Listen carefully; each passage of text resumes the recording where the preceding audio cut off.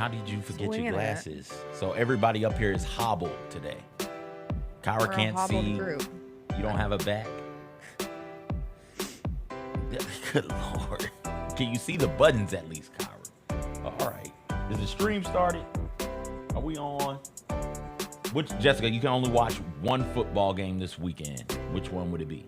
Only one? Only one. Georgia, Texas. Okay. Yeah. Even though I just voted for Niners Chiefs as the game I'm most excited for.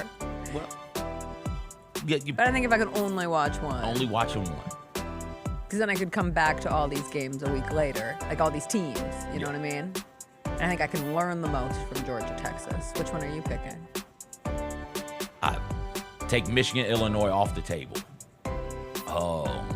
Because that's the game I'm always most excited about. Of course. Every single week. Of course. I don't know, man.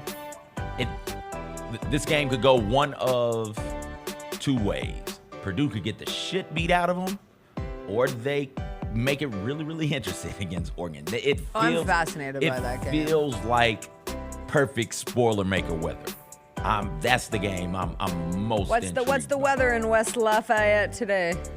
I'm assuming cold. Oh, it's 39 degrees to start the morning. 39 Okay, but already? It's gonna be like 70. But what's it gonna be tonight? Clear skies. If it's 39 right now to start the morning, that means at nighttime when this thing kicks off, it'll be 40s. Yeah. Won't it? 40s or 50s? It looks like today. That's too difficult. Okay. I'll figure it out. What was By the song? night, it's 35 degrees. Regrettably, it was the Glee version of Bootylicious. And guess what? I deleted it? I did. Good There's stuff. a lot of great Glee covers. What's your favorite Glee cover? And why is it Teenage Dream? Well, the first one that came to my mind was Halo, and I think it's Halo and Walking on Sunshine. Okay. Is the mix, and that's just the first one that came to my mind.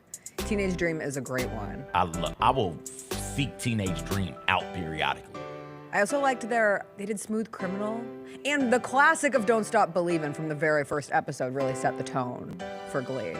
Maybe we'll draft Glee covers. I'm sure everyone would love that. That's all right.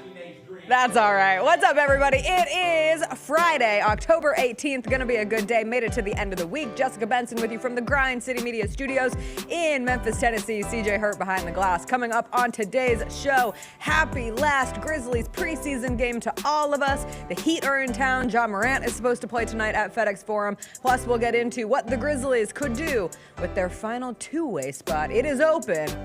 Could Yuki Kawamura be fighting for that two-way spot? We'll get into all that. Lang Whitaker will join us as well. I will let you know where I stand on Bo Nix following last night's thrilling Thursday night football game between the Broncos and the Saints. We will do our RAGGOWs, our games of the week in college football and the NFL. We will end with a little Music Friday, what we're listening to going into the weekend. Rock and Roll Hall of Fame, Kylie Minogue, WizKid, Bruno Mars, and Rose. It's a Friday, and as they say in Japan, Seiko means let's go in Japanese. Seiko!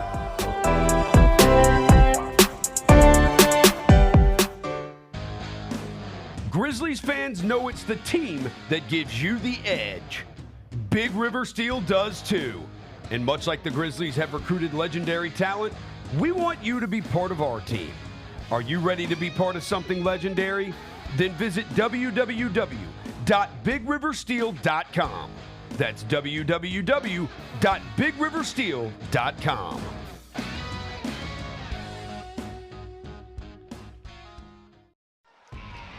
Anticipate each challenge.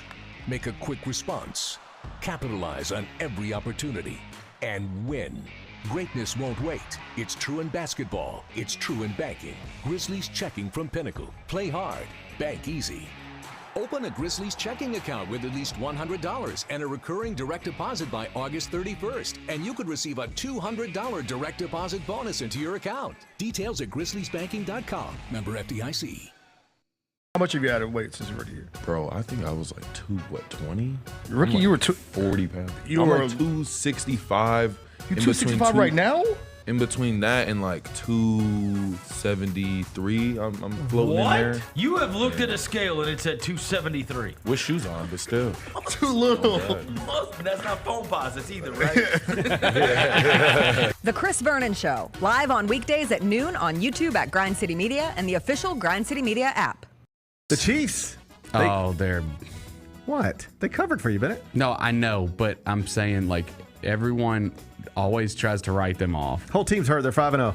dude. They got no running backs, no receivers, They're gonna win the Super Bowl. and they're 5-0. They're gonna win the Super Bowl. They won't win the Super Bowl Everyone- with this roster. They will have to go do something. Everyone get ready. They will win the Super Bowl. They have to go get more. You can't do this. The Gary Parrish Show, live on weekdays at 10 a.m. on YouTube at Grind City Media and the official Grind City Media app. Congratulations Mother to the bleepers. Vanderbilt Commodores. They have actually hit the over on their win total for the season. Winning number 3. Their total was 2.5. Hey, listen. If I had told you Vanderbilt was going to hit the over on their win total against Alabama, Yeah. you guys would have kicked me off the show. Crazy. Absolutely insane. I tried to argue that they were going to be bowl eligible. And I said Yeah. that was good. And they still might not be. The Odds Couple, live at 2 p.m. on YouTube at Grind City Media and the official Grind City Media app.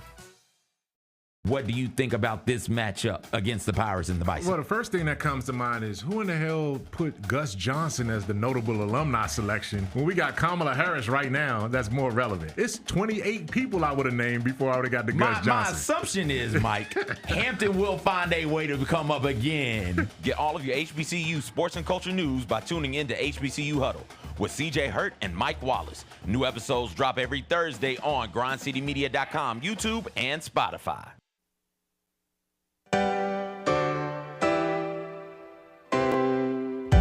Feels great to feel the sunshine. Gotta own a day like it's all mine. Just got paid in his own time. Been working hard, I've been on the grind. I deserve this feeling, having my way. I've been on this healing. This is my day. The sun's out, let's have a little fun now. I wanna let it all out. That's what it's all about. Cause I deserve this feeling, having my way. I deserve this healing. This is my day. Grind City Media presents The Jessica Benson Show with CJ Hurt. Live from the Grind City Media Studios on YouTube at Grind City Media and the official Grind City Media app.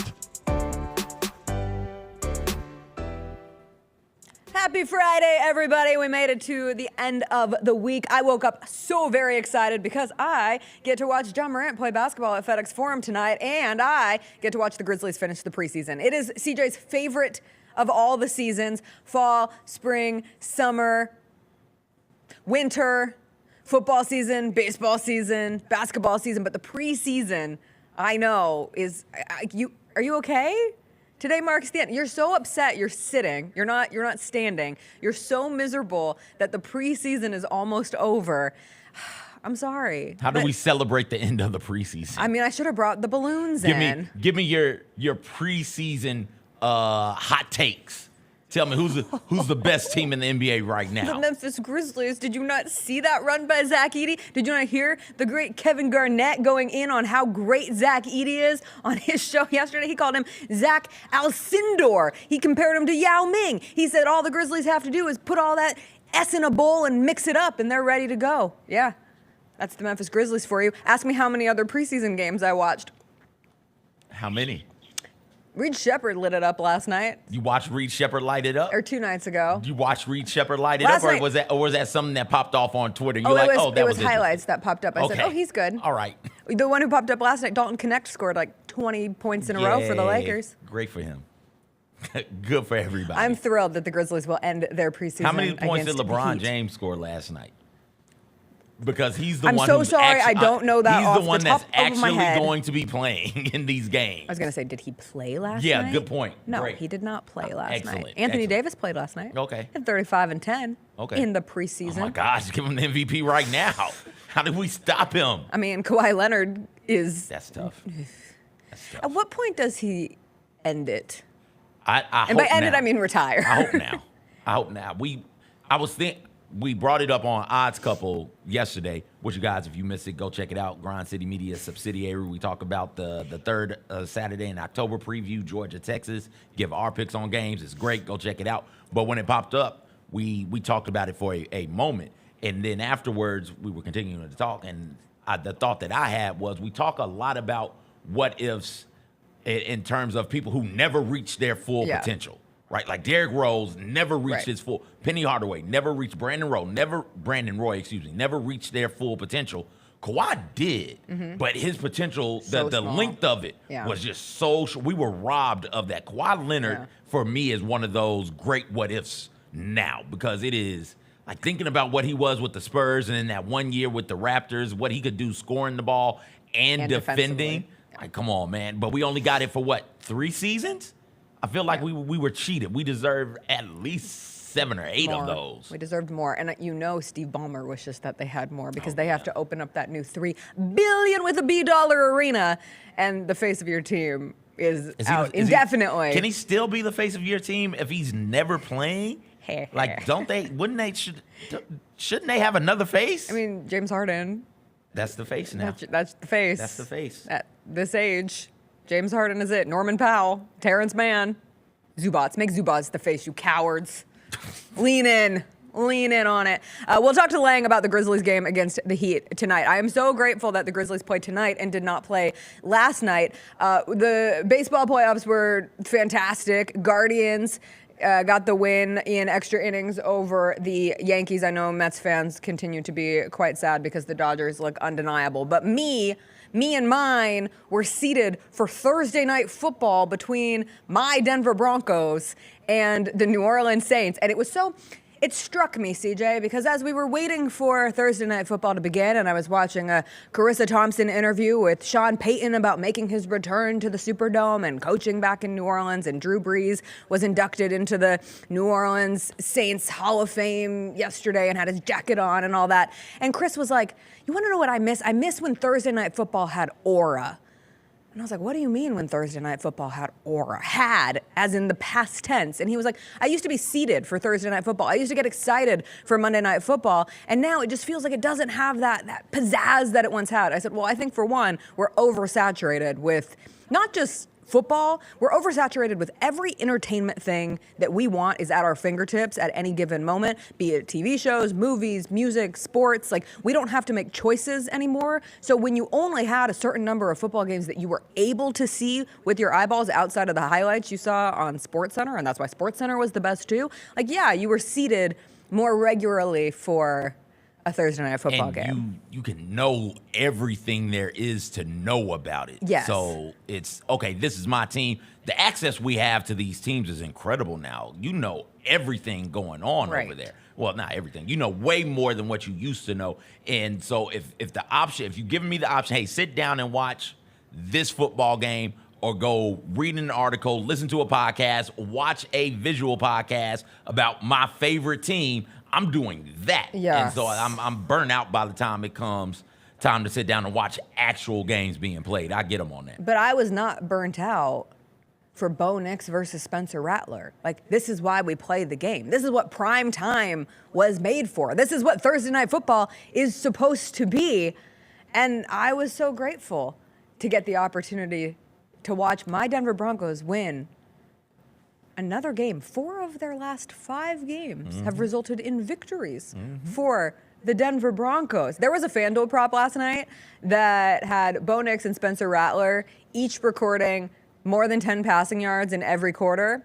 Bo Nix only had 3 in the fourth quarter, so that didn't hit. If you took that does not hit you any money for the night. However, Bo Nix only had 3 passing yards in the fourth quarter because he didn't need to pass the ball at that point. Like, the Broncos keep getting these leads, and their defense has been tremendous. The Saints' defense yesterday was pretty horrific and pretty porous. Like, Javonte Williams had a monster game. Bo Nix can run. Bo Nix, questionable if he can pass, but the man can run. And I saw somebody say on Twitter, if you squint really hard, is it Bo Nix or Cam Newton? And by squint, I mean, like, close your eyes and imagine the difference of these two people. But Bo Nix, through his first 7 games, has 255 rushing yards. Cam Newton had 266. So Bo Nix is making plays with his legs. Meanwhile, Richard Sherman is out here saying that the Saints are playing as if they want to get their coach fired. So that's always a good thing to go after the Saints were the world beaters of the first 2 weeks of the season and now have lost 5 straight. But I am not ready to give up on Bo Nix. That was my takeaway from last night. Did he have one of the most embarrassing throws of the season? Yes. Which time? The one where it landed right between the 2 wide open receivers. This one right here, actually. Look at this man. Oh, the vision in the pocket. Oh, and yeah. Okay. Kerplunk. The one. What sound effect do you give this ball as it hits the field? Wait, I want to give it a try. Okay. Okay.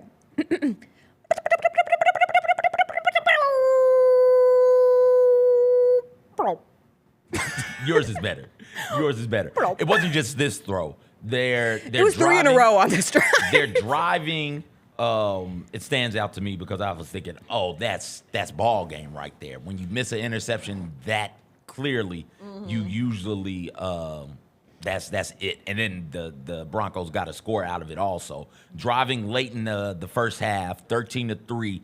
He threw one that hit Tyrann Mathieu right in the hands. It's like, yo, if you squeeze that, if you catch that, you're down at the most, at minimum, you're down 13-3, at minimum. And they get the score out of that drive. And right then I was like, oh, okay. The game is what the game is at this point. It's just, can the Saints make anything of it? And they couldn't. Bo Nix is not the story here at all. Bo Nix, if we had a third-string receiver who ran out there and caught 4 passes for 35 yards, we wouldn't spend any time talking about the third-string receiver. We just wouldn't, right? But Bo Nix is not, as long as he's not messing things up, Bo Nix is fine. That Broncos defense is really, really, really, really good right now.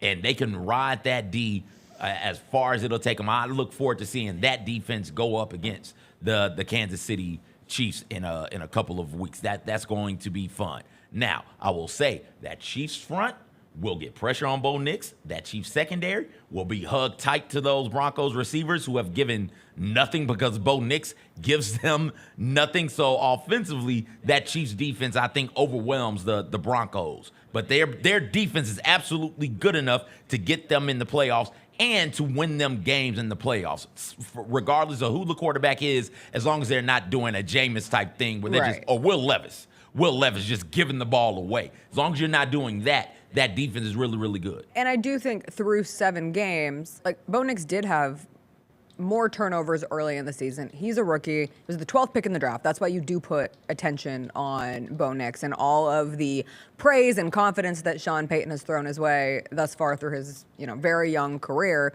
in the NFL. He's an old man coming out of college at the time that he did. But I will say he's gotten better. Like, he hit one throw over the middle last night, and I said, oh, if he could just do that consistently. I'm not ready to say he's never going to be able to do that. I think he is making better throws. He is becoming more consistent, more efficient with it. He's just not making enough of them where you're saying to yourself at the end of that game, the Broncos won because of Bo Nix. I'm with you. But the Broncos won because of their run game and their defense. Like, the combination of that. And Bo Nix does give you something with his legs. So if he can just become like a minutia better as a passer, I have hope. He looked like that against a Saints defense that hobbled at best. Yeah. Right? Like, the stuff isn't happening in a vacuum. Part of the reason the Lions last week beat the hell out of the Cowboys, injuries on the Cowboys side of the things, right? And it's the same as it pertains to this game. Part of the reason Bo Nix didn't look incompetent, dare I say look serviceable, part of the reason he's able to gash the Saints on the ground using his legs in a couple of instances, they're down defensive players. They're down major defensive players, inside linebackers, cornerbacks, safeties, plural. So injuries do play a part of this in this as well. And by play a part in this, I mean not just the result, but just in how Bo Nix looks out there as a starting quarterback. I don't know if he can do that, what he will look like against a actual good defenses. They played the Chargers last week. It has a formidable enough defense. They played the Chargers, looked fine. All right, the consistency is a thing with Bo Nix, and my complaint about Bo Nix was not quelled at all after last night's performance, because my complaint is, hey, when he doesn't have the best players on his side of the ball, he's not very good. And last night, he had the best players on his side of the ball.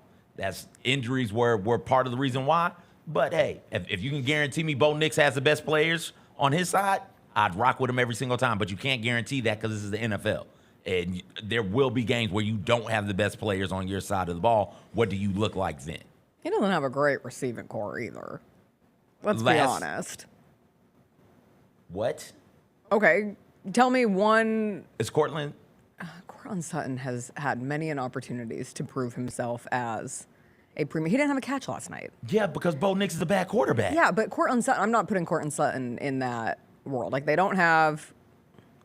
I'm still not ready to give up on Jerry Jeudy, who's not with the Broncos anymore. Now he's with the sad Browns. And I'm just waiting for Jameis Winston to be able to have Jerry Jeudy as this number one target now that Amari Cooper is off with the Bills.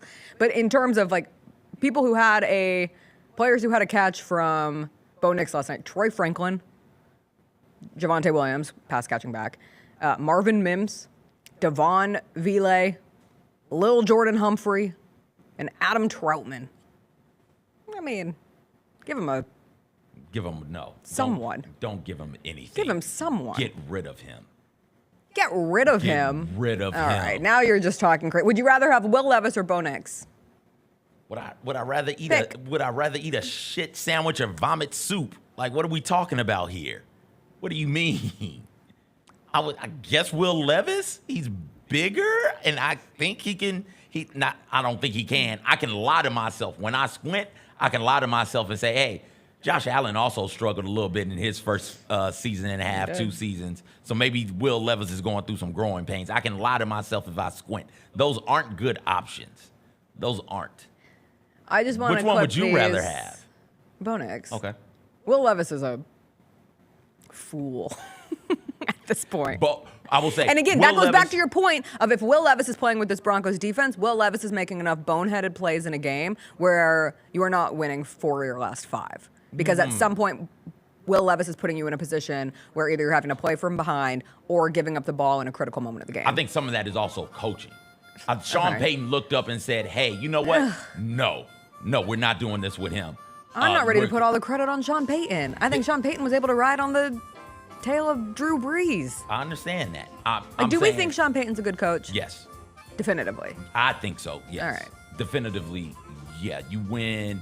As long as he's won in the NFL, there's a lot of turnover, and you have to be able to change or grow and adapt to the changing landscape of the game. He had, a decade with the Saints? And the Saints weren't a good franchise. Mm-hmm. Like, he came in, Drew Brees and others changed the way we view that franchise. They were a laughingstock before those guys got in there. I say Sean Payton looked up and realized what he had, because didn't they just win a game, 3 weeks ago where Bo Nix threw 60 yards? Yes. He's adjusting to the players and the talent that he has on the field. He's not hell-bent on winning his way. And I think some of the issue with the Titans right now is with their head coach. Callahan is hell-bent on winning. Is hell-bent on letting Will Levis try and do things Will Levis isn't prepared to do and may never be able to do. All right, we got to take a quick break. When we come back, Lang Whitaker will join us. We'll talk about tonight's Grizzlies preseason finale. We are expecting to see John Morant and Marcus Smart. No Jaren Jackson Jr. Plus, some business decisions will have to be made on who gets the final 2-way contract for the Grizzlies. We'll talk to him about the options there. Plus, a big week of football ahead when we come back.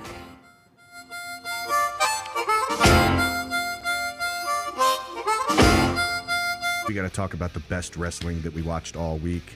You're up. I think Brunson Reed and Braun Strowman put on a 5-star match in 60 seconds. I've never seen it happen before. Brunson Reed chunks the fan at Braun. I'm like, where the hell did that dude come from? I got a tweet saying it's a good thing they're not in Memphis, or else that would have been one of the Memphis wrestling guys getting hurled. Exactly. Tune in to Grind City Wrestling weekly on the Grind City Media app and on the Grind City Media YouTube channel. Let's face it, There's a lot of trash talk in basketball, but the great teams let their performance do the talking. Like Ford F-150 with Pro Power on board, a class-exclusive industry-first feature that turns your truck into a mobile generator and leaves the competition speechless.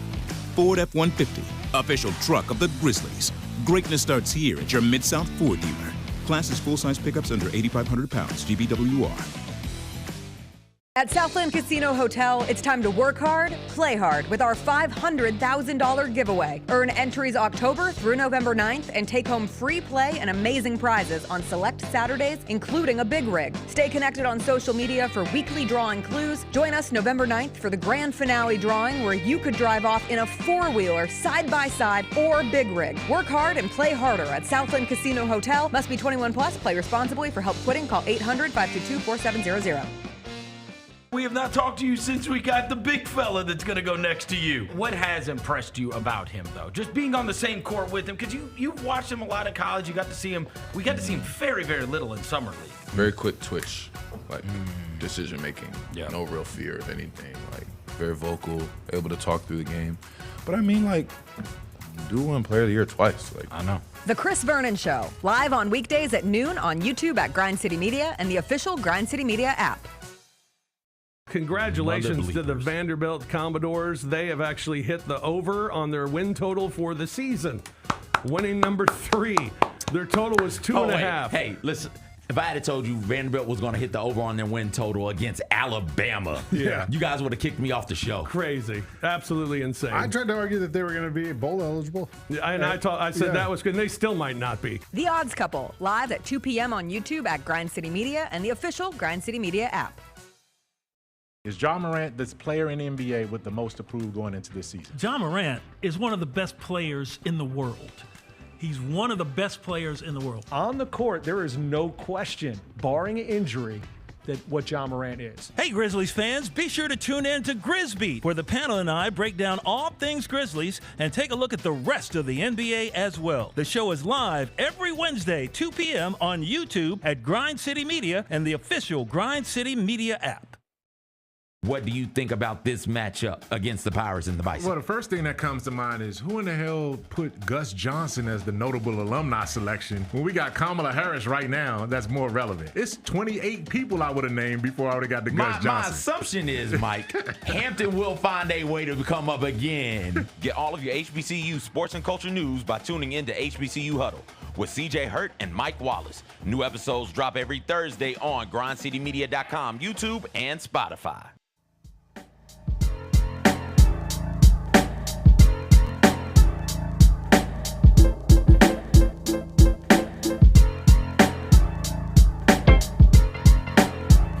Welcome back. It's Friday. That means it's time to welcome Lang Whitaker into the studio. Hey. How are you Thanks, on this sir. fine Friday? I actually put on this sweatshirt, and I was thinking, I hope Jessica doesn't wear the same sweatshirt. No. And then I came in, you're dressed like you're going to a pumpkin patch. Yeah, it's fall. You're fall-y. It's a little orange for the Broncos last night. I don't know if you saw their big win. Oh, I did. I don't know. Were you watching Thursday Night Football or baseball playoffs or both? Yes. And I was watching college football, too. There was a couple of good games on. Georgia State, Marshall. You exceeded me in college football sicko mode What are you this talking week. about? Congratulations. You didn't want to watch Georgia State, Marshall, Boston College, Virginia Tech. Who won? Virginia Tech was winning by a lot. Yeah, and they I won was disappointed. 42-21. Yeah. And I had actually kind of thought it was a 14-point line, and I thought, Boston College isn't terrible. Bill O'Brien, they've been all right. Castellanos, a good quarterback.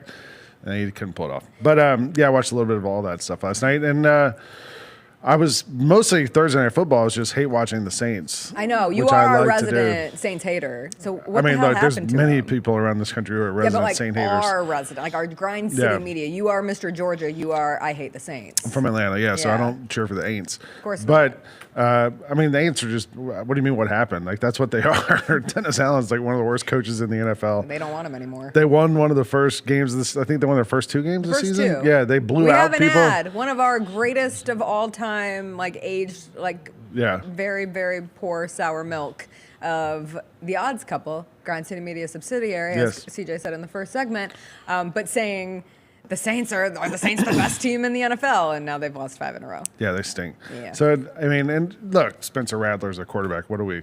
Those signing of up us for who here? know. It's almost like cheering for Bo Nix. Oh, it's stop like, it. Who would you take, Bo Nix or Will Levis, if you could only have one? I'd rather have the jar of mayonnaise. Like No, I don't you can want only either of have those one. guys. If I had to take one of those two, I would take Bo Nix, only because he's played less in the NFL, and you can still have a little more hope for him. Levis feels done. Yeah, but we know they're both done. Like they're both cooked. So is Spencer Rattler. It's like at this point, it's like, all right, well, at least Rattler's the backup.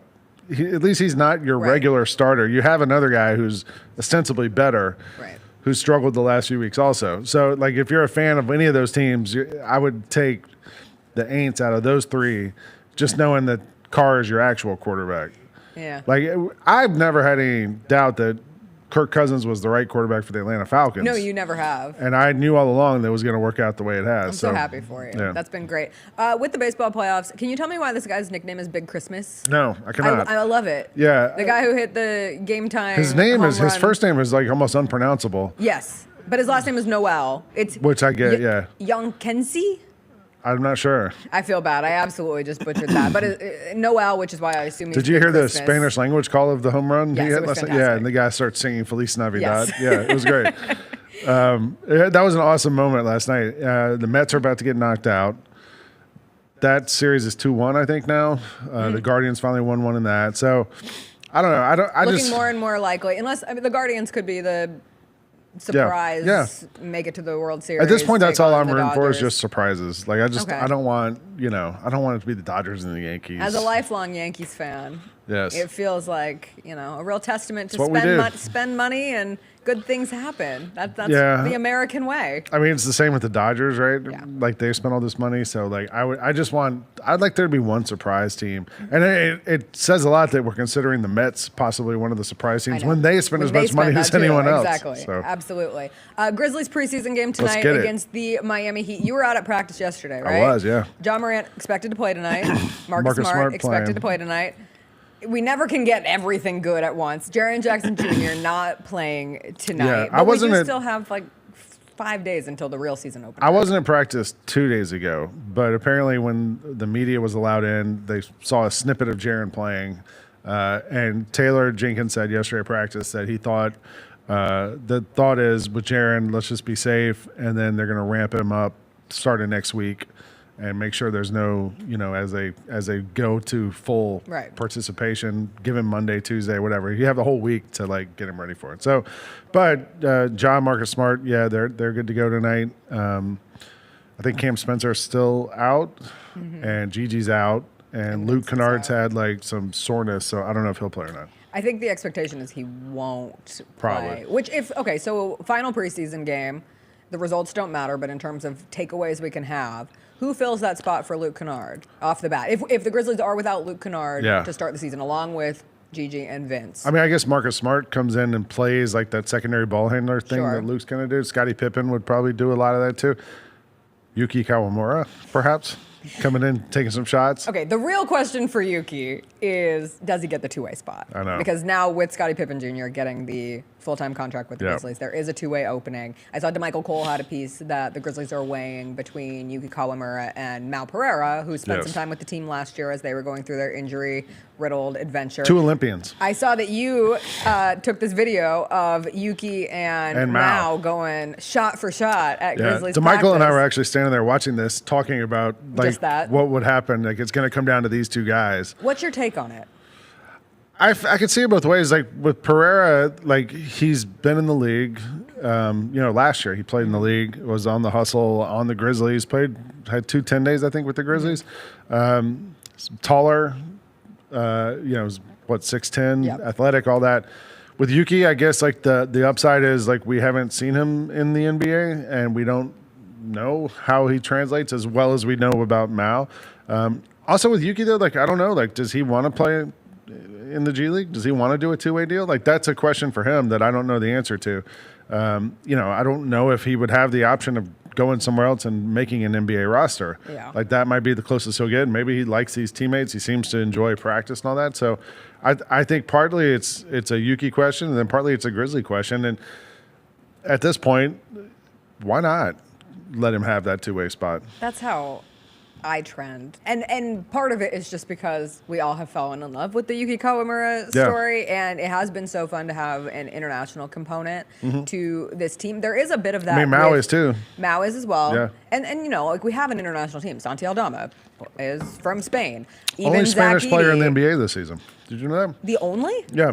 What has happened to Spain basketball that we love? There was a group of people doing a Really? documentary on Santi, and they interviewed Taylor Jenkins as part of the media thing, and they were like, we're doing this thing on Santi because he's the only Spanish player in the NBA this season. That's crazy. Yeah. That is right here in Memphis, How about that? Tennessee. But that's the thing with Yuki. Like, the Japanese interest in him has been massive. And you throw in the Asian interest in him from a variety of Asian countries. Pan-Asian. And there's some of that for Edey too, right? Because while he's from Canada, he's part Chinese. And so you just get more eyeballs on this team, which is fun when you think of the growing brand of the Grizzlies. And by no means, like, you're trying to win a championship. You're not making roster decisions based on like who's good for the brand, who brings more eyeballs in. But it does have to play some piece I mean, with in the it G all. League, you kind of are. Yeah, You know, I mean, who to some comes way- out to South Haven But to look, watch the Lakers hustle? did that with Bronny. Like, true. that's part of why they signed Bronny James to a 4-year contract. Is Right, like I will go for to the brand. Lakers G League game when they come to Right. South Haven. How funny would it be if like the Memphis Hustle logo branding became super popular in Japan? It'd be awesome. Yeah. I think it would be so cool. Do the hustle. Like, come Like- on. But the thing is, it's not like Yuki. Like, he has earned this conversation to be had, Also, right? Like, we didn't know how. Are we he would ready to perform. unleash like John Roser and Eli Savoy on the people of Japan when Yes. they're tuning into every They'll be like, "Who are hustle these game? people?" Yeah, they're like, What are these references being who's this made? Roser guy? Who yeah. is Rosaire? Yeah. No, I'm rooting for Yuki Kawamura to I am get it. too. And listen, like, that's no disrespect to Mao Pereira, and maybe Yeah. fit-wise and in terms of, you know, what you could use more of on this team, Mao might make more sense. if Maybe. they I go mean, that way. we need a wing player. He's Sure. sort of a wing player, but he's also like I would say he's look. I haven't seen these guys play a ton. I would say he's less polished than Yuki, Yeah. and just more raw and more athletic, but not as good of a shooter, but a better rebounder, probably big guy. You know, I don't know who has more upside there. I mean, the NBA is like if you're tall, like you always can kind of find a. I was watching the highlights of Dalton Connect last night on the Lakers. He went off They're at the like end of the 20 game. straight. If you watch the highlights, like every single play, he gets the ball and he calls for a screen with Bol, whoever is guarding Bol, and he just keeps getting switches onto Bol. Like Bol's just hung around because he's tall, right? And like there's this like tease of talent with him. The same way with any time there's a big athletic guy, Bruno Caboclo stuck around for a long time. Like Mal sort of fits into that mold a little bit of like a tall guy who's super athletic. We saw the alley-oop Yuki threw him the other night where he like soared up and dunked it. There's always that athletic guy that you can like, maybe we can figure this out. Maybe we're the team that can like harness this. Yeah.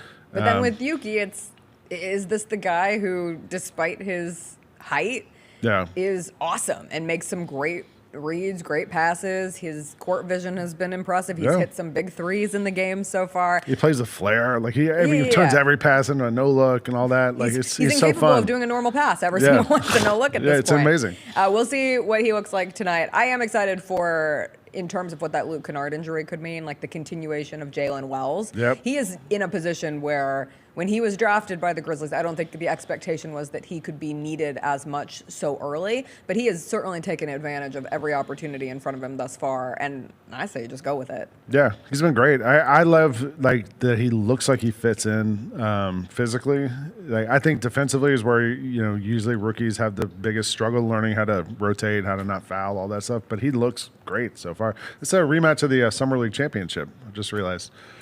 Remember the Grizzlies lost to the Heat in the Never Summer League forget. Championship. So this is going to be the Scottie Pippen Jr. game. Could be. Because there are some people out there being like, even with him getting the contract, I've seen conversation of, is he the true backup point guard for this team? I'm like, yeah, he has not been phenomenal this preseason. He's been a little fine. up and down, turnover heavy, but I think his play thus far, Like they don't give him that The contract. whole if team's they're been not turnover heavy. confident in it. Exactly. Preseason. They're all running That's their the point butts of it. off, Yeah. and they're all tired, and they're all turning it over, and they're trying to get better when it comes to this new offense. That's where I am excited, and I wish Jaron was able to play tonight. Yeah. Obviously, I understand why not, but would love to see him and Zach Edey and how the two of them work together because we haven't seen that at all. His injury happened the first day of training camp in Nashville, but the chance to see Ja and Marcus Smart, you just want to see it with the guys who are going to be doing it in understanding how we've seen moments throughout the preseason. Like, it's hard. Like, this is something that is going to have an adjustment period, it seems. Because the offense, so much of it is improvisational, and sort of formless. It's like, all right, who goes here? We don't know. It's If it's open, it's like jazz music or something.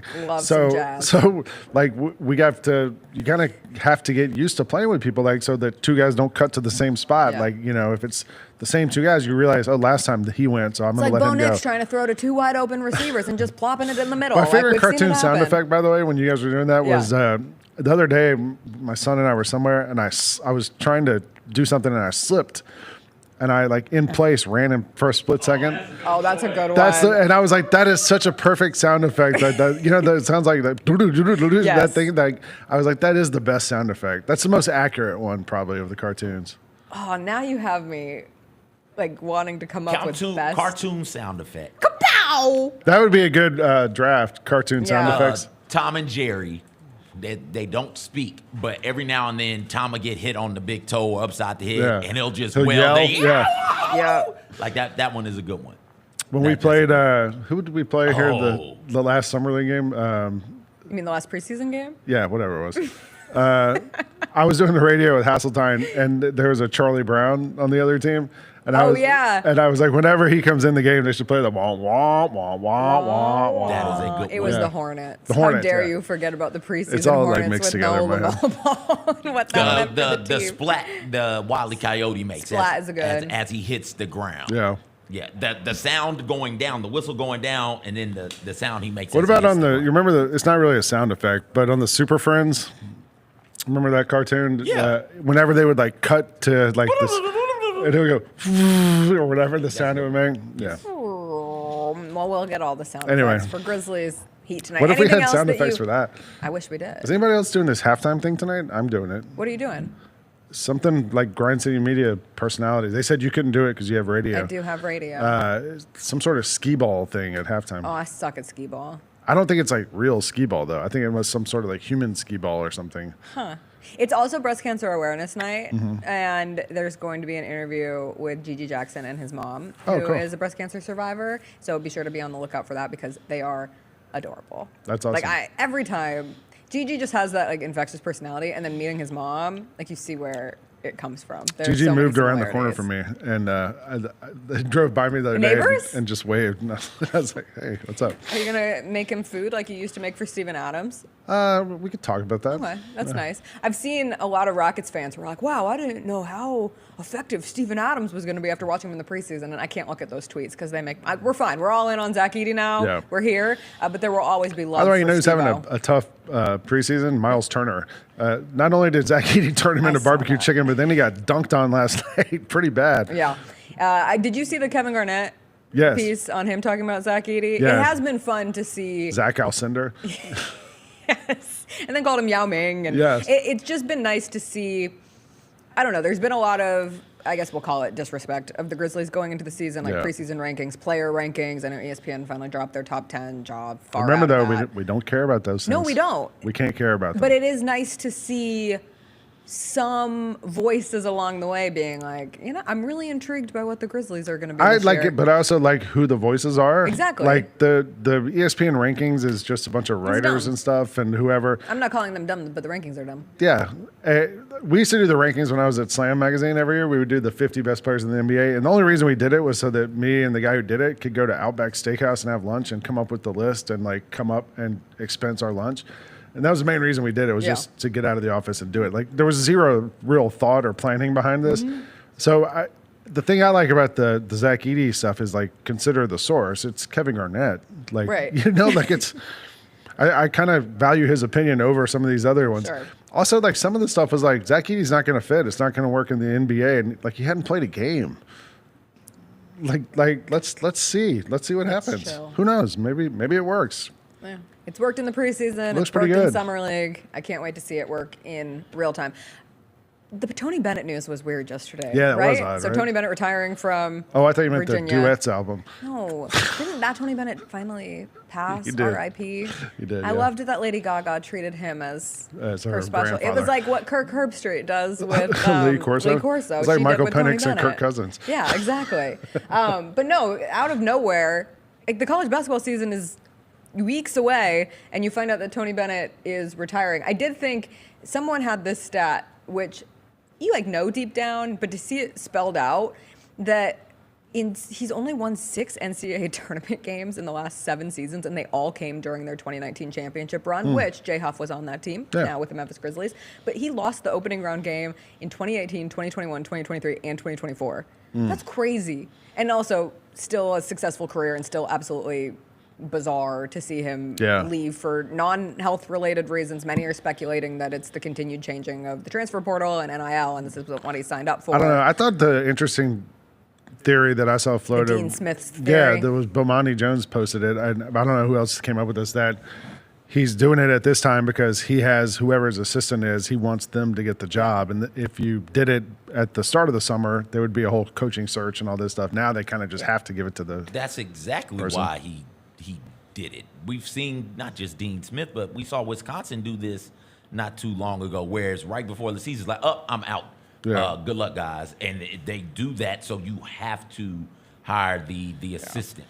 Winning cures a lot of things. Winning covers up a lot of slop. And Bennett got one. All you need is one.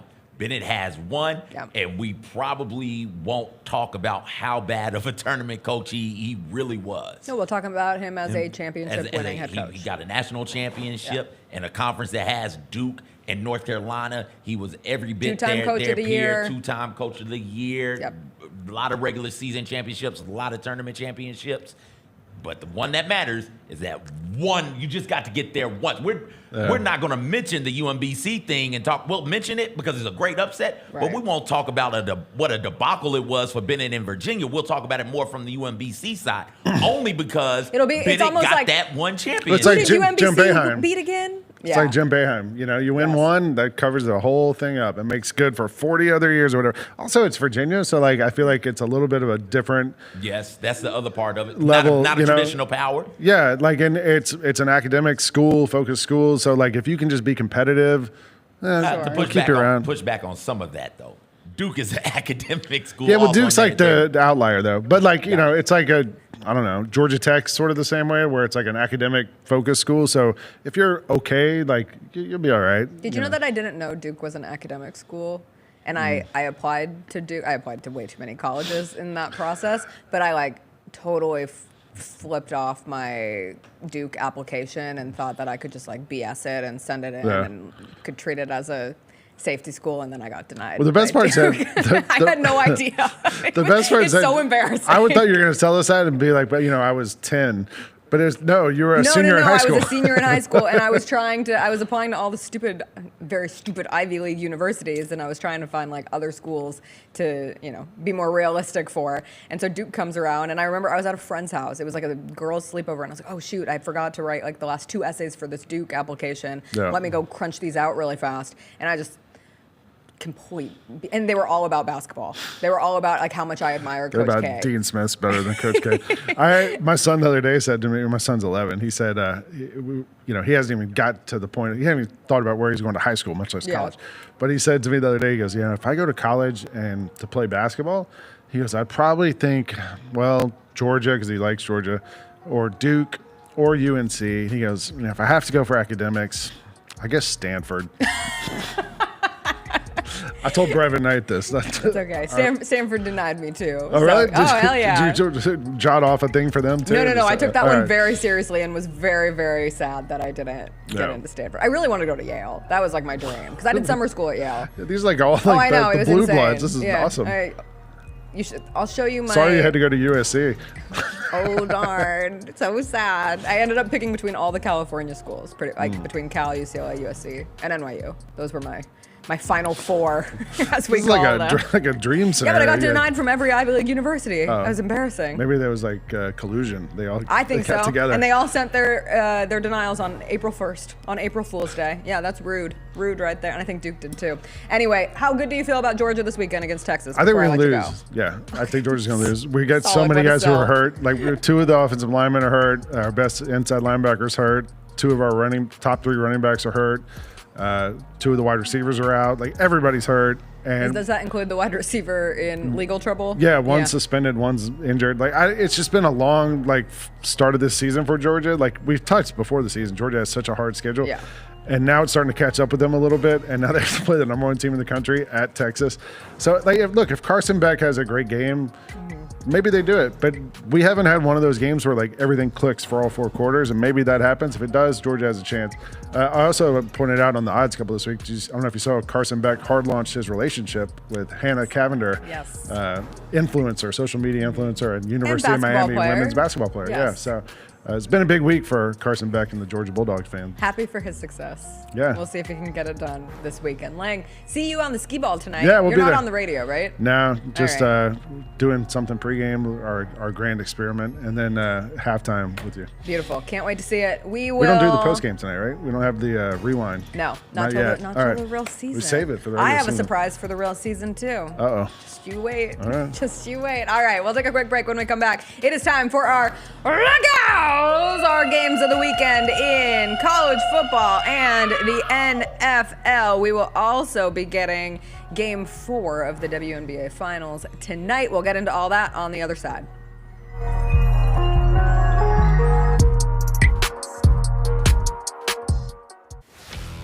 Let's face it, there's a lot of trash talk in basketball, but the great teams let their performance do the talking. Like Ford F-150 with Pro Power on board, a class-exclusive industry-first feature that turns your truck into a mobile generator and leaves the competition speechless.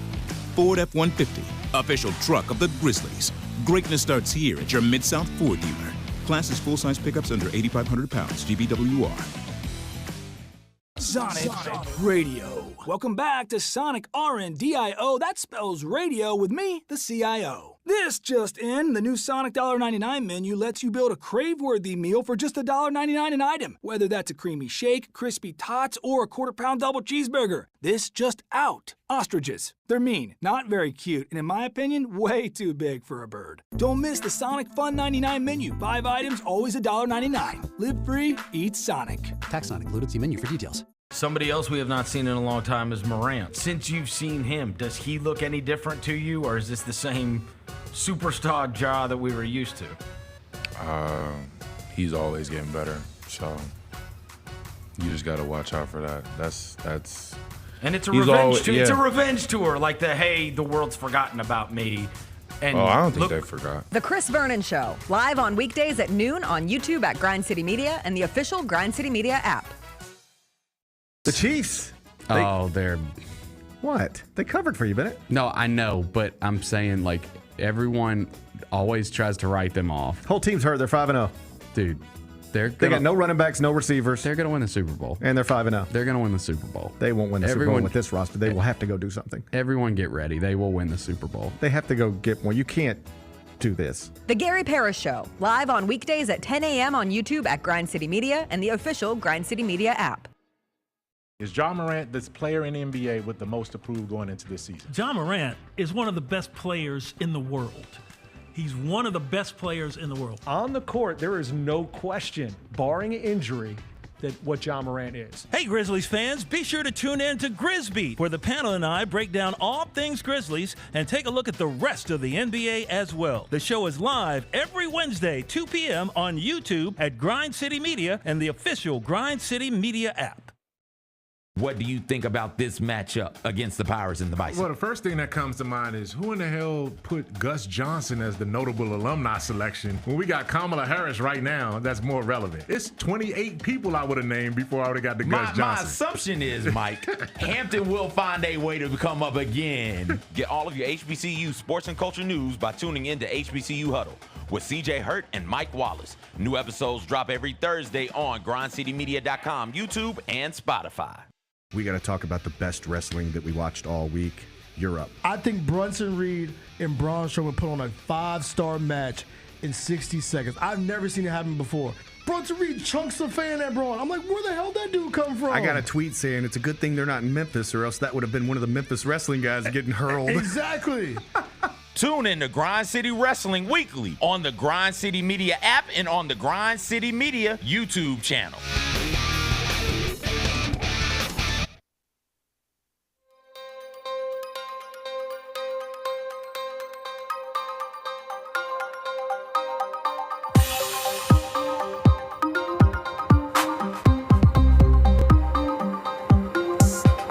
Back before we get into our RAGGOWs, I have surprise trivia, courtesy of my Yahoo Sports newsletter. 50 years ago on this day, Nate Thurmond recorded the NBA's first quadruple double in the Bulls' 121-15 win over the Hawks. There have been 4 quadruple doubles in NBA history. Can you even name me one? Tim Duncan got one. No. I said that confidently, too. They all came between 1974 and 1994. We have not had a quadruple double since I was 2 years old. Hakeem? Yep. Hakeem got one. Hakeem got one. Did the Admiral get one? Did David Robinson get one? David Robinson got one. Yep. Wow. So Hakeem, David Robinson. Mm-hmm. Who else would have been good enough to get a triple double? I'm thinking big men now. We drafted dinosaurs yesterday. The Raptors weren't around. He was on it after. He didn't get it on the Raptors, but I Okay. associate He was him on it. with the Raptors. He was on it. You associate this guy with the Raptors? I guess. Patrick Ewing? No. I was going to say, wait a second. He also played for the Florida Beach Dogs. Yeah, you knew I wasn't going to get that. Who was he? Alvin Robertson. Okay.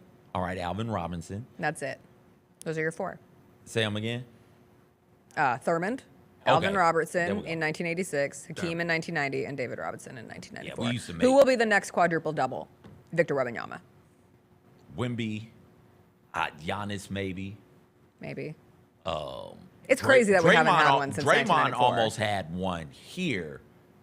He almost did it with, rebounds, blocks, steals, and assists. That's where, of that group of 4, Robertson is the only quote-unquote shorty of the group. He's 6'3", rest are 6'11" or taller. Yeah. And so his was with steals, not blocks. Okay. The rest are with blocks. Okay.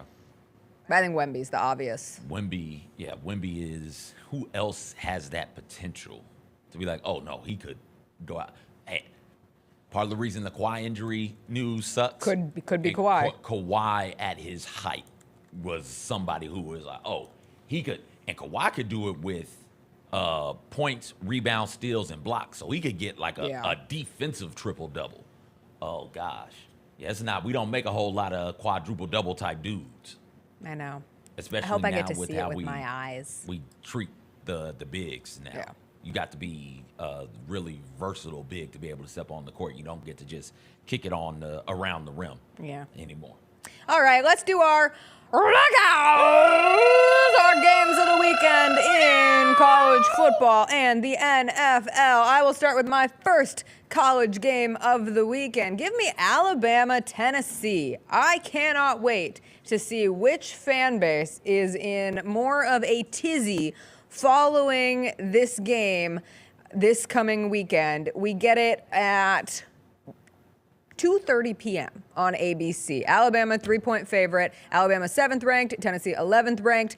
They are both very much a part of the, this isn't how this season was supposed to be at this point in the year. I really think it comes down to who do you believe in more, Tennessee's defense or Jalen Milroe and his abilities with the Alabama offense. Also, can Ryan Williams make a big play as he seems to do each and every game? And can Alabama solely rely on that? Tennessee's defense is really, really, really good this season. We talked to Teresa Walker about it yesterday. They did lose their best linebacker, though. And I do think that is an important injury to note going into this matchup. Keenan Peely, who was the BYU transfer, he's out for the season with an ACL. There was an article that the defensive coordinator's wife cried when she found out this news. And I think all Vols fans would feel a little less great about their defense than they did when he was playing, because Tennessee hasn't allowed more than 19 points in 6 games this season, and they are one of just 2 teams in the country holding opponents to under 250 yards per game. The other team is Texas. So we will see. Alabama, Tennessee. If I had to pick, I take Tennessee because they're at home. Yeah, that's generally speaking my thought on this game. And the Alabama secondary gives Nico a chance to remember how to throw downfield. Man, Nico, remember, when has he thrown downfield? Not since the second week of the season?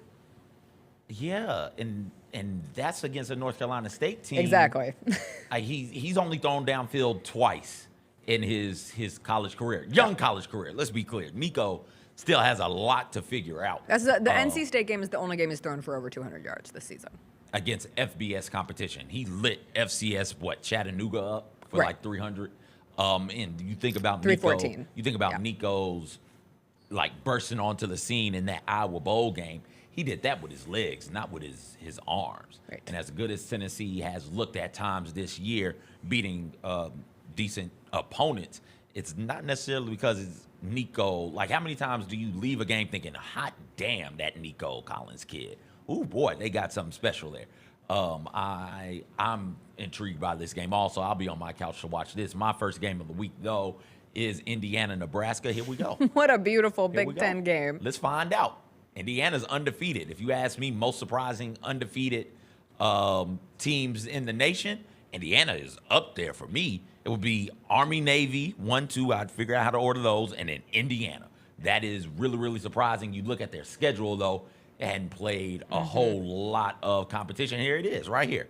Nebraska. This Nebraska team is every bit your peer. Let's see what you look like. I don't want this for anybody, but it does make me happy when Big Ten teams start off 6-0 and then they get to the meat of the schedule and they just sort of pitter-patter out there. I think that's what's going to happen to this Indiana team. Everybody's really high on them, really excited about what they are right now, and we'll look up.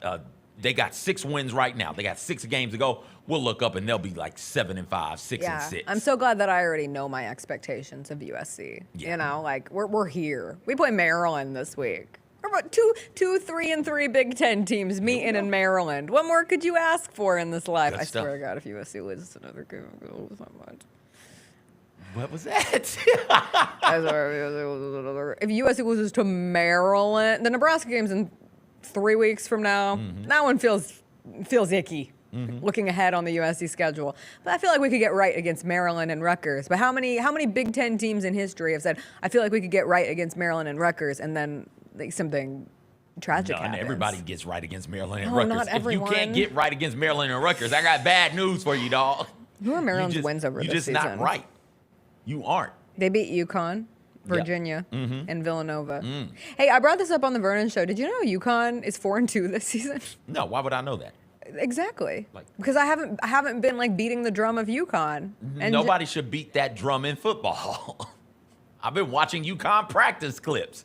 Hurley is a madman. He's incredible. Come on, don't disrespect Jim Mora like that. Who? Jim Mora. The dude from UCLA? Former UCLA head coach who ran Jim Mora. them into the ground? Did you know that there are only 2 football teams between FBS and NFL? Time out.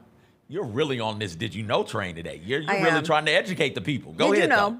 Did you know? I saw a lot of really interesting things this morning. Right, hit me with them. There are only 2 teams in football, and by football we're saying FBS and NFL, who have not scored 20 points once in a game this season.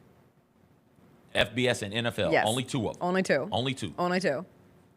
Jaguars? No. Okay. Gosh, who's a Browns? Yes. Okay, so Browns is the NFL team. Browns is the NFL team. And FBS. And why did I just say this after who we were just talking about?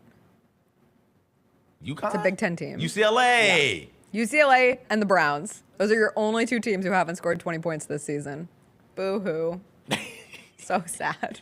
At least if USC is miserable in the Big Ten, UCLA is right there alongside us. My second college game of the weekend is the Georgia-Texas game. I really do believe that Texas is the most complete team in college football this season. But as Lang mentioned, like if we are sitting here on Sunday saying Carson Beck just had the best game of his career at Georgia, then Georgia probably found a way to beat Texas. Like I do think there is a path where this is the most difficult quarterback that Texas has faced this season. The Texas win over Michigan gets less and less impressive by the week. Was it that impressive when they did it? It felt impressive when they did. At that point, Michigan was still a top 15 It was the second game of the season. They're the defending champs. They lost everyone. They the real didn't have ones a quarterback. We knew they couldn't still don't throw have a the quarterback. ball. What are we doing? Exactly. What are we doing? But like, who has Texas beaten? You just beat Oklahoma, who doesn't have an offense. They don't have 5 receivers. Their top 5 receivers are down at this moment. So I do think in terms of toughest offensive threat Texas as a defense has faced this season will come courtesy of Georgia. But I still really believe in this Texas team. They are back. And is Matthew McConaughey going to be the guest picker for College Game Day? Isn't that well a little dry? Also, I why think the hell it do I is. care? Why I know do you don't care. lobbing Hold me on. these questions about I'm not asking. I wasn't trying to ask pickers. you. Like you learned nothing from last year. All the hate wasn't I trying to. received. The second I said it, I was like, no one will know. Who the hell cares about Matthew McConaughey picks on game day? Okay, hold on. That's not how games are decided. What are we doing here? Oh, it's going to be Scotty Scheffler. Who's he? The golfer who got arrested. That's how you would know they're him. having criminals He's a great, on. yeah. Okay. You It know, does. the one who came back and kept playing. Did he get arrested in Texas? No. Okay. But he went to Texas. Oh, okay. See that? There we go. Thank Yeah. you for making the connection. You're I got so you. welcome. All right. What other famous Texas alum could we have gone with? Neil deGrasse Tyson. Why not get Beyonce? John Hamm. I feel like we've done John Hamm. Why not get Beyonce one of these games, game day? Flex Sure. that muscle. Show me something. She's from Texas. Show your worth. Show your Rolodex. Go get Beyonce. Go get Beyonce. And then when Vanderbilt is on in a couple of weeks, go get Taylor Swift. No, you know who you should get? Who? Walter Cronkite. Bring him back from the dead. Let's go. Like, what are we even doing here? Get it. All right, what's your other college game? Purdue, Oregon. Oh, it's beautiful. This is Oregon's favored by 4 touchdowns. Purdue should lose this one by 5 or 6 touchdowns. But there's something in the air when you play on a Saturday night. Not Saturday night. It's Friday. A Friday night in West Lafayette, I think is where Purdue is. It is. It's not easy to be a top 2 team in the nation going into no, West no. Lafayette. Ask at night. Iowa. Ask Ohio State. Ask Ohio State. Come on, man. Ask Michigan. Michigan beat the hell out of them when they were number 2. So just throw So that it's out doable. there. It is. It's possible. It's very likely. It should happen. But this is It's Oregon's biggest test of their Big Ten life. so far. They just yes. beat Ohio So State. far. So what? Who cares? How do you handle success in this godforsaken conference is what matters, because it's not the Ohio States or the Michigans or the Penn States. I'm going to throw Wisconsin in there. It's not those teams that'll get you. You'll see them coming. You're up for them. It's this. It's Perdon't. The spoiler makers. Per never could. Per pitiful. It's those dudes. Pitiful. Per pitiful. It's those dudes who you'll be riding high. And it's like, oh no, how do we lay an egg against them? Or Northwestern. Or Iowa. Oh, give me this. I can't wait to sit down tonight and watch it. Teams in the Big Ten this season going multiple time zones to play a conference team are 3-9-1 against the spread. Oregon's a 4-touchdown favorite. I like taking Purdue to Against cover. the spread. To cover. Okay. Let me be clear. Not to win this Oregon game. could beat the hell out of them Oregon's by gonna win this game. 24, Yes. and you would still cash You that. would still cash out. Also, like, coming off a short week, if they're up big, do they rest? Or do they try to get Dylan Gabriel's Heisman numbers pumped up too? So then that would go the opposite way. But I will be watching this game on a Friday night. I love finding Friday night games to be interested in. I'll be splitting my time. Florida State Duke is a good Friday night game. We get Oklahoma State BYU tonight, That's which I another have good no one. desire to watch Oklahoma State. They're bad. They're not a watchable football team this year. But BYU has been another one of those 6-0 teams. Can they hold on? And when you look at BYU's schedule, I think they can. Let's go. I think the Cougs are in it for real in Shout the out Big to the 12. First year in Mormons the Big 12. The representing. Mormons with the Jewish quarterback. Wait, they are got a Jewish quarterback? You didn't know this? No. Yes, BYU I has know a Jewish. nothing about BYU. Oh my God, BYU has a Jewish quarterback, and he just had to play on Yom Kippur and got the big win over Arizona. He played on Yom Kippur? Yeah, he played on Yom Kippur. They never do that. Yeah, he's like Sandy Koufax. Okay. Yeah. All right. I only know that because my dad texted me about Sandy Koufax and asked me I don't even know if Sandy Koufax played. I forget what the story is. Sorry, Dad. I'm so sorry. Commish, you're watching Texas. I'm just trying to throw cool stats out there. All right, what is your? Oh, I think we both share the first NFL game, which is a rematch of the Super Bowl between the Chiefs and the San Francisco 49ers. The 5-0 Kansas City Chiefs are traveling to San Francisco to play the 3-3 Niners. Still trying to figure out what the running back situation will be for the Niners on Sunday. They seem confident that Jordan Mason is going to play in this game, which is sad news for those of us who picked up their rookie Garandano off of waivers to see if we needed a nice little spot start in fantasy football this week. But I'm excited for this game, and I'm excited for my husband to yell very loudly throughout the entirety of it. For them not to be in the same division, and for them not to be in the same conference even, this feel like a rivalry type situation in NFL? Because rivalries are actually built in the postseason. In some sports. But I think in our minds right now, okay. Like in the past in the NFL, I think you could rest more on division rivalries, conference rivalries, but we exist so much in the vacuum of championship mentality all the time. If you have two teams that have played each other in multiple Super Bowls, like that trumps everything else. It does. That supersedes anything we know about rivalries. And that's why this game feels big. And it feels like oh, is this coming too early in the season? Like this feels like a game I should be getting in December or, dare I say, February again. And we could get it again in February, I guess. Yeah, technically speaking, we could. Need to. It's on my list as well as my first NFL game of the week. For everything that you said, Jessica, the rivalry component, throw that in there as well. The Chiefs are undefeated. And, I know a lot's been made about it's a rematch on the 49ers side of things. Are you guys more amped? You know, you're not beating the Chiefs this go round. You're not going to win the Super Bowl, right? Like, you don't get to beat them and take the Lombardi Trophy home. But I do believe they want to go out there and establish that, not only are we every bit your peer, we've done that. We've shown that we're better than you. And the Chiefs right now are the standard in the NFL, and a lot of good teams are gunning for them. I look forward to seeing what Patrick Mahomes and this hobbled offense can do against this 49ers team. And they're hobbled too. Yeah. Is Christian McCaffrey ever coming back? Oh, gosh. Another what if. Please. My other NFL game of the weekend, give me Titans-Bills, because every week there is humor to be found in watching the Tennessee Titans, and what meme Will Levis will deliver us on any given Sunday. And I look forward to seeing what that could look like when he travels with the Titans to Buffalo. That team is just in such a... It's in a place right now, we talked about it with Teresa yesterday. Well, sure, they have the bulk of their division opponents in their schedule later on and could technically figure out a way to still make the playoffs if they were to win the AFC South, but they feel like one of the teams that is just shut down for the year. Like it's over. It's over before it even begins, and Will Levis is a big piece of that. Meanwhile, for the Buffalo Bills, I think it's a good opportunity for them to build off of their win over the Jets. It wasn't the most inspiring of wins against the Jets last Monday night. They won that one 23-20, but prior to that, they had lost 2 in a row. This could be a true get-right game for the Bills, and we'll see what it means for Amari Cooper. If he is able to integrate himself into this Bills offense early and give Josh Allen another weapon to throw to. As long as there's hope, you're all right. There's no hope for the Titans. Do you think there's some hope? I'm not sure if they know that yet. I don't think so. I'm looking at their schedule right now. Win-loss. One word, Jessica. Ready? Let's go. At Buffalo. Loss. At Detroit. Loss. Home against New England. Perhaps win. Sorry, you said one word. I'll give him a win. All right. At the Chargers. Loss. At home against the Vikings. Loss. At the Texans. Loss. At the Commanders. Loss. At home against the Jaguars. Win. At home against the Bengals. Loss.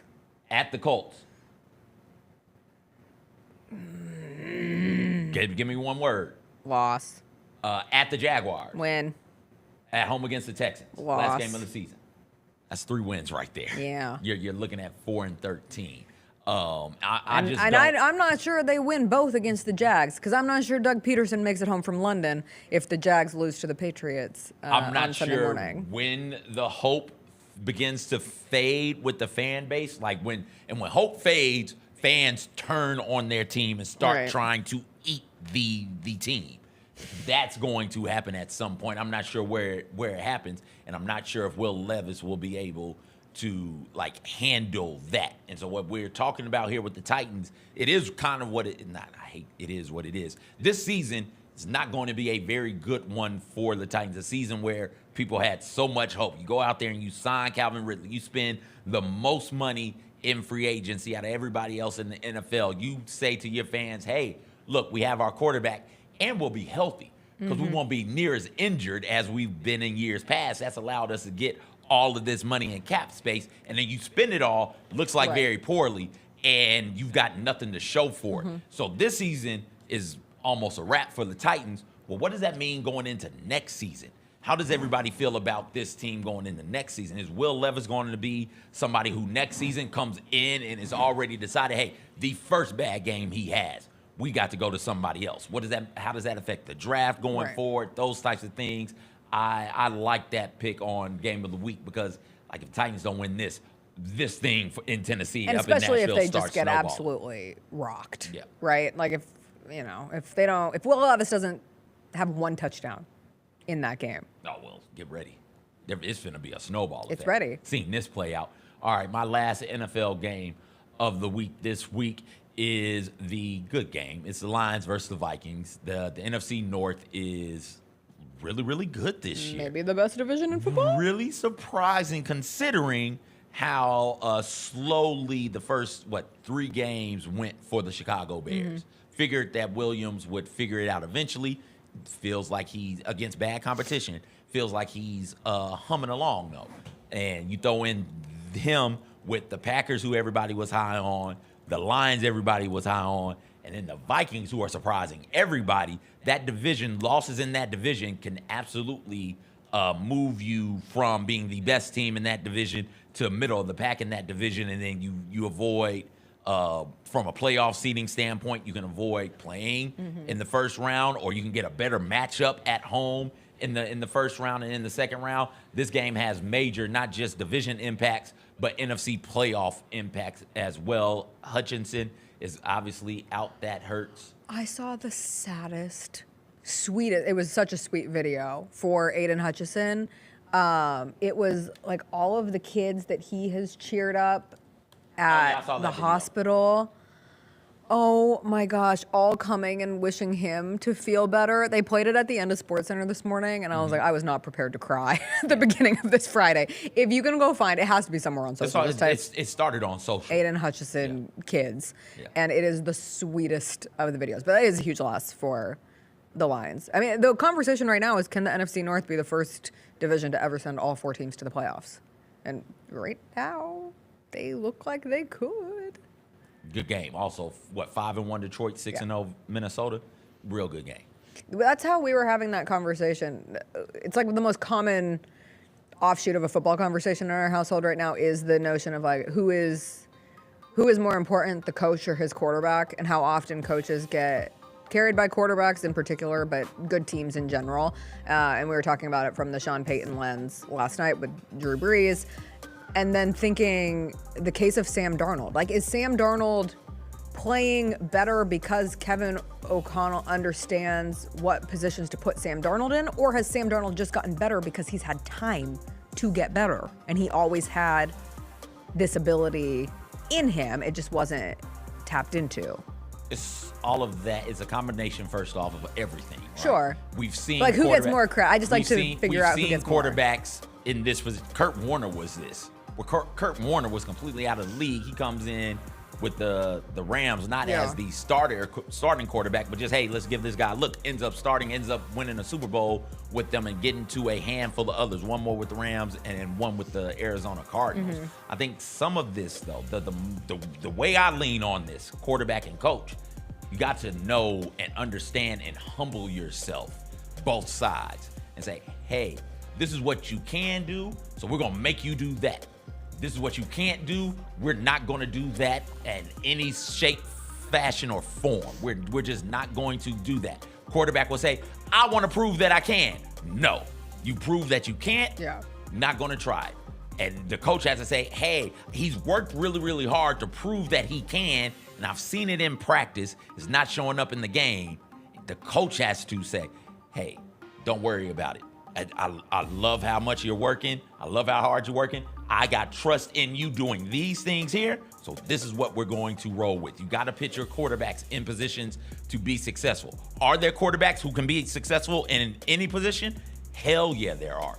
Most of them, though, are really, really specific about what they can do well, and you just have to keep them doing that and protect them from themselves. Okay, my dad clarified the Sandy Koufax piece of it. I knew I got it wrong. He sat out of the World Series game in 1962 for Yom Kippur. BYU quarterback playing through. That's a big day for them also. Yeah. I wonder if he has to, I don't know what the Jewish community does, but I wonder if he has to like repent or something. Yeah, they don't do that. They don't do Hail Marys, but like I wonder what's it like going to temple or to the synagogue, excuse me. Yes. The next week. All right, we'll take a quick break. When we come back, a little Music Friday on our way into the weekend, what we are listening to. Also, the Rock and Roll Hall of Fame is going to be this weekend, and we found out some of the performances that we are going to get at that event. We'll get into all that and into this beautiful weekend when we come back.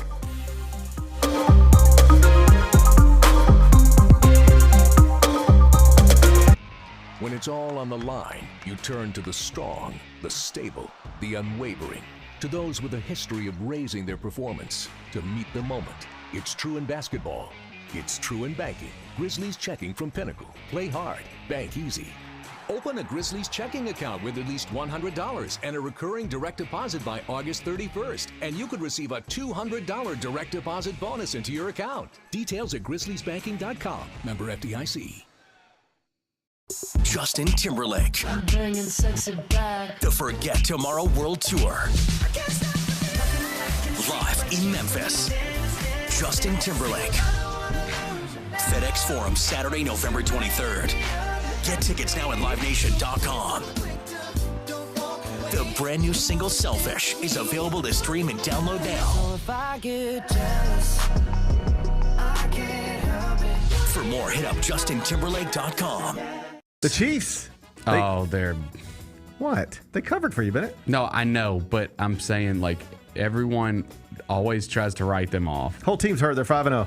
Dude, they got no running backs, no receivers. They're going to win the Super Bowl. And they're 5-0. They're going to win the Super Bowl. They won't win the Super Bowl with this roster. They will have to go do something. Everyone get ready. They will win the Super Bowl. They have to go get one. You can't do this. The Gary Parrish Show, live on weekdays at 10 a.m. on YouTube at Grind City Media and the official Grind City Media app.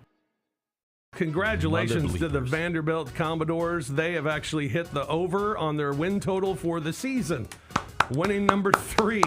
Their total was 2.5. Hey, listen. If I had told you Vanderbilt was going to hit the over on their win total against Alabama, you guys would have kicked me off the show. Crazy. Absolutely insane. I tried to argue that they were going to be bowl eligible. And I said that was good. And they still might not be. The Odds Couple, live at 2 p.m. on YouTube at Grind City Media and the official Grind City Media app. Is John Morant the player in the NBA with the most approved going into this season? John Morant is one of the best players in the world. He's one of the best players in the world. On the court, there is no question, barring injury, that what John Morant is. Hey, Grizzlies fans, be sure to tune in to Grizz, where the panel and I break down all things Grizzlies and take a look at the rest of the NBA as well. The show is live every Wednesday, 2 p.m. on YouTube at Grind City Media and the official Grind City Media app. We got to talk about the best wrestling that we watched all week. You're up. I think Brunson Reed and Braun Strowman put on a 5-star match in 60 seconds. I've never seen it happen before. Brunson Reed chunks the fan at Braun. I'm like, where the hell did that dude come from? I got a tweet saying it's a good thing they're not in Memphis, or else that would have been one of the Memphis wrestling guys getting hurled. Exactly. Tune in to Grind City Wrestling weekly on the Grind City Media app and on the Grind City Media YouTube channel.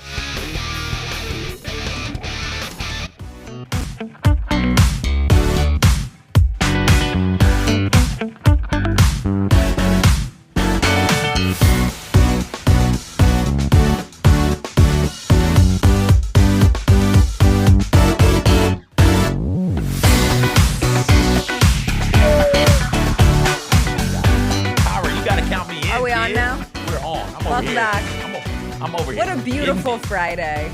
Feels good to be here on a Friday. I wish my knee was better. I get nasty. I know. with I'm this. sorry. CJ's on the IR.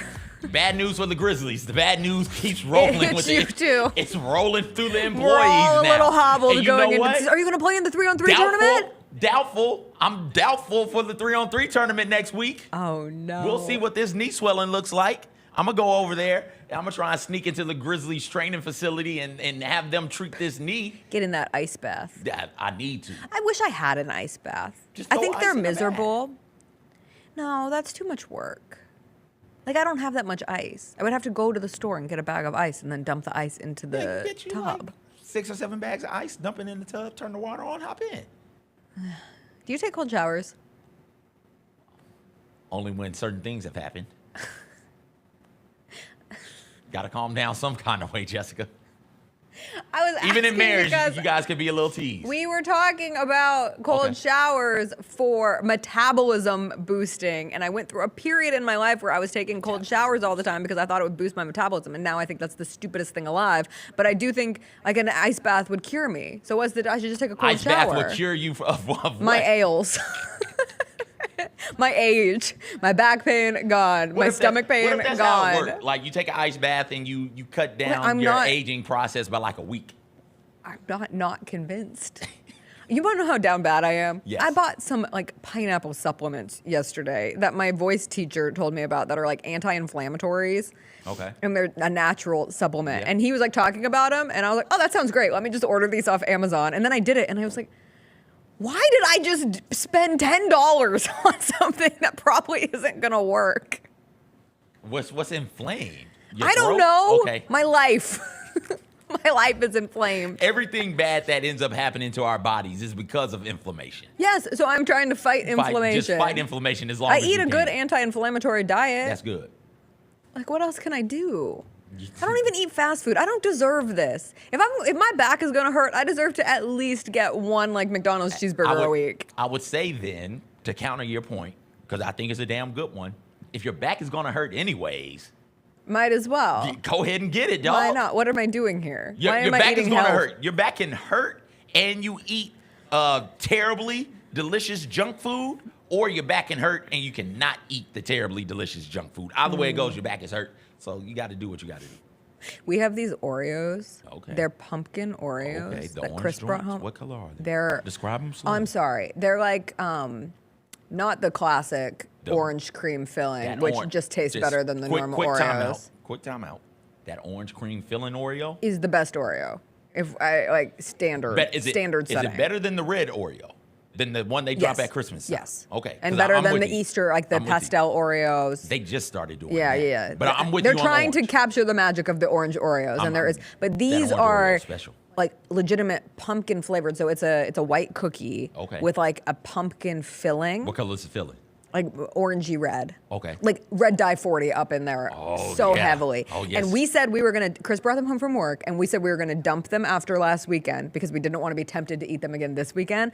But I've noticed that neither of us have thrown them Nobody in the throwing them trash out. so far. So we're going into another weekend where I am absolutely gonna eat some of these How many do pumpkin you eat at a Oreos. time?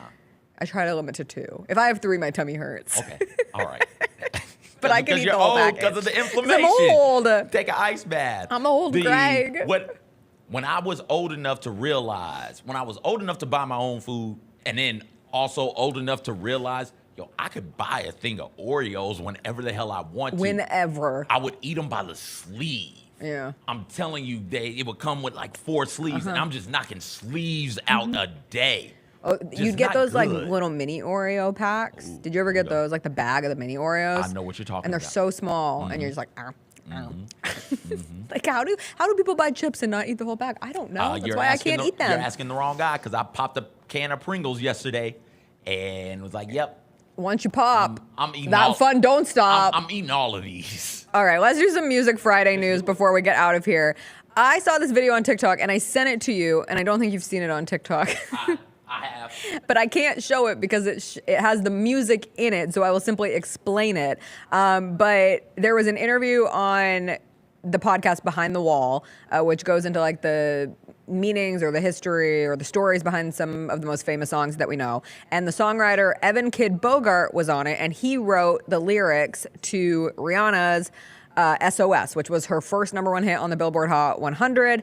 And he revealed that they wrote the song using several well-known 80s song titles to make up the entire second verse. So when you look at the second verse of SOS, he used Take On Me, You Know Inside You Feel It Right, Take Me On, I Could Just Die Up In Your Arms Tonight, I Just Died In Your Arms Tonight, I Melt With You, You Got Me Head Over Heels, Boy, You Keep Me Hanging On, The Way You Make Me Feel.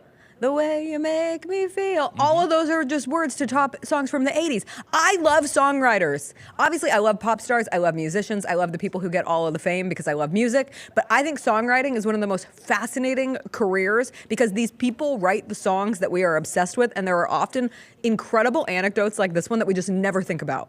Yeah. It's so smart. And that's pop music, right? Pop music, when you look at the amount of different words used in pop songs, is all the same words, just arranged slightly differently with slightly different music. So if you're doing a pop bop, you got to do stuff like this. And I don't know how this flew under the radar for as long as it did. For as long as it did. We were just out there. That song came out in 2006. And nobody on Reddit, nobody in the dark web was like, hey, y'all know SOS is just a bunch of song titles from the 80s. But hey, shout out to them. It's good stuff. My wife showed me this video. You sent it to me. I hadn't seen it, but I did see it because the wife showed it to me during the Maxwell concert in one of the intermissions. It's like, oh, isn't that kind of quirky and interesting? I wonder if we could do that with like songs from our childhood. We should have done that. We absolutely We should have done a thought exercise of that. There's a lot to do on site, but let's try it. Do you want to try it? Yeah. You go first. You give the first song title, and then I'll keep it going. I'm telling you, bye, bye, bye.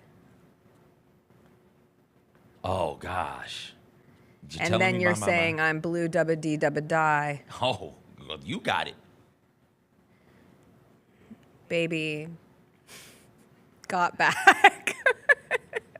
That ass up. Oh. Oh no, we were starting so strong and then we fell off so quickly. Yeah. I've started following this group on TikTok where they just make improvisation songs and I'm obsessed with them and I want us to be them, but we cannot because they are great. And well, we gotta I gotta be in the mindset. We gotta work that muscle. We don't work that improv muscle enough, Jessica, you and I. Okay, we're gonna work on it. Just after the show, we're gonna start working on these. Start jamming. Yeah. They had a great song about cheese. Wee, wee, wee, wee. I love the cheese. No one's going to know. That's such a deep TikTok like cut. That? I don't know. I got to get out of here.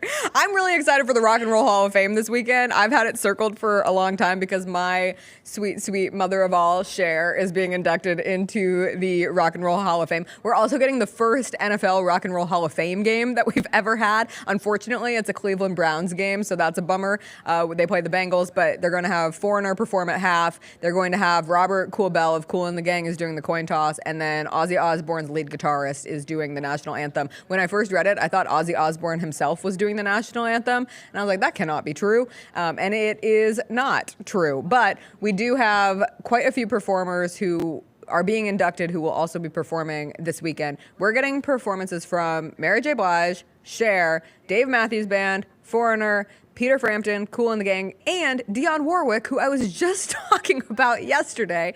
Did you actually not know who Dionne Warwick is? No, or were you just? I was messing with you, Jessica. I thought so. I thought you were. Why do you look that way? Because I was making sure. I was worried. But I am really excited because apparently Tribe Called Quest is going to perform with Busta Rhymes, The Roots, Queen Latifah, and De La Soul. And like, sign me up. Sign me up for everything. That's gonna be so much fun. Cher was asked about her performance, and she said, I'm glad there's a 7-second delay. So I wish there wasn't. Oh. I wish we could just get it straight. She's going to get on stage and get nasty? nasty? She just performed at the Victoria's Secret fashion show.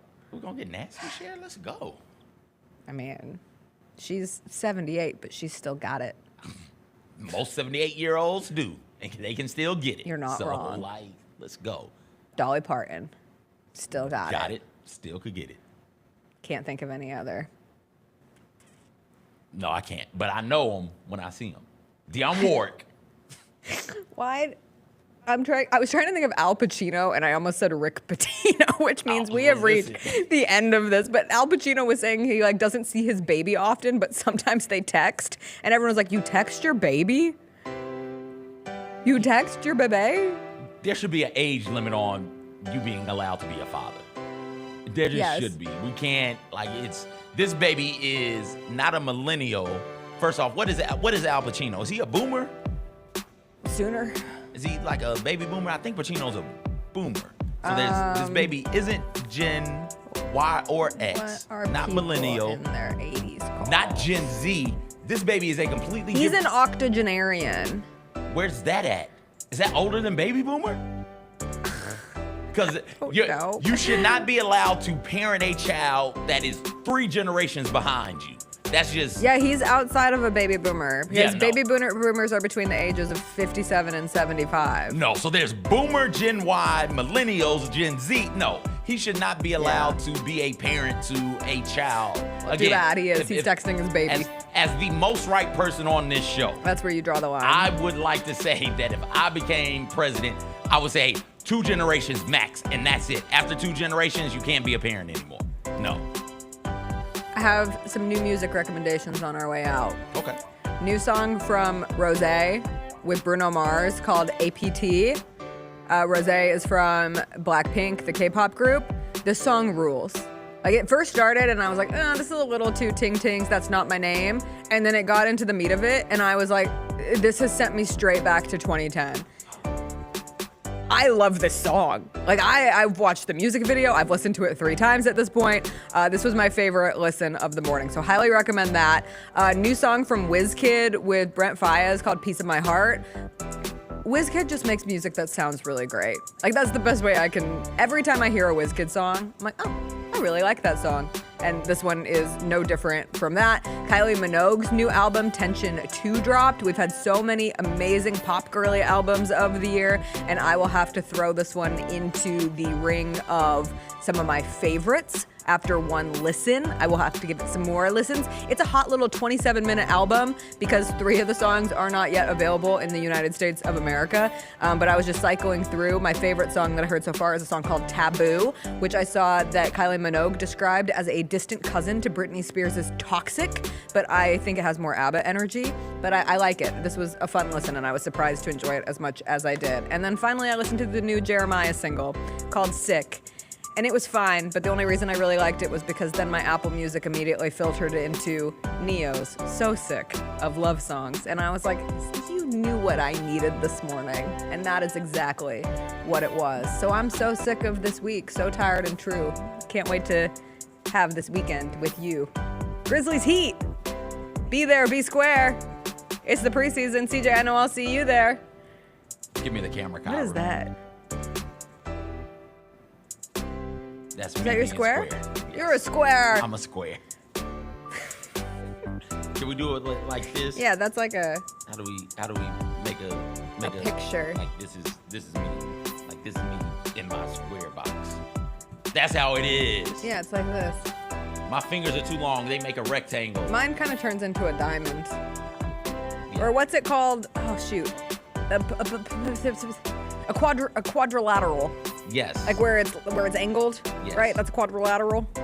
There's something like that. All squares, rectangles, diamonds, all 4-sided all objects quadrilaterals. Are quadrilaterals. Yes. Parallelogram is what I was looking for. Okay. What's a parallelogram? I think Isn't that a parallelogram? I think parallelogram, 4 sides and right angles at every side. So I think squares, rectangles, and diamonds maybe are parallelograms. All right. We'll see you all Monday. Don't ask me geography questions. This late on a Chris asked me to identify a country on a map yesterday, and it was the most embarrassing thing that I've ever done. It was a country next to Italy, and I said Switzerland. Turn up. It was France. I have no clue where Switzerland is. It was France. Like, come on. Be better. And I thought I could get into Duke. What a loser. We'll see you on Monday. Bye. Loser.